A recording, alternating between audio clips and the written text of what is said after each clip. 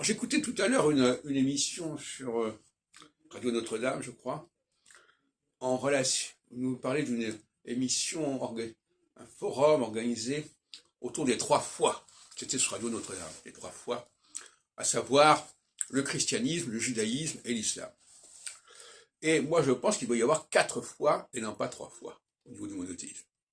Parce que ce qu'on appelle judaïsme, c'est à la fois l'israélisme et le judaïsme. Et l'israélisme, ça n'est pas le judaïsme.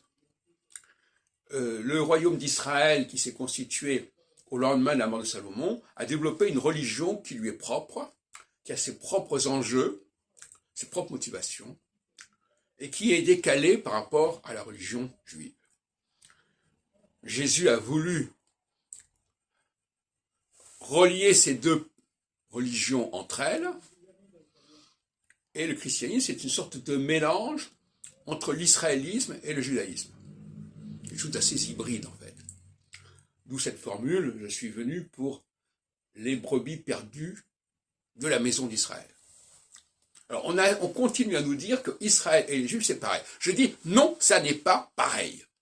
Et par conséquent, il y a dans le judaïsme un israélisme. Par exemple, une grande partie de l'Ancien Testament est israélite et non pas judaïque. Notamment le livre de l'Exode, notamment la sortie d'Égypte, qu'on vient de célébrer avec Pessah, etc.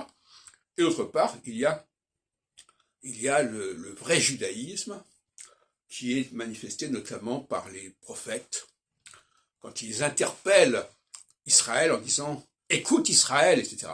Alors le paradoxe, c'est qu'on prend la formule « écoute Israël » comme une expression de la foi juive, alors que c'est justement la façon de désigner l'adversaire. Écoute Israël, écoute bien. Shema. On dit en arabe aussi, Shema.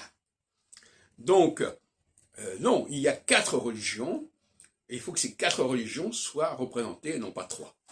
4 fois.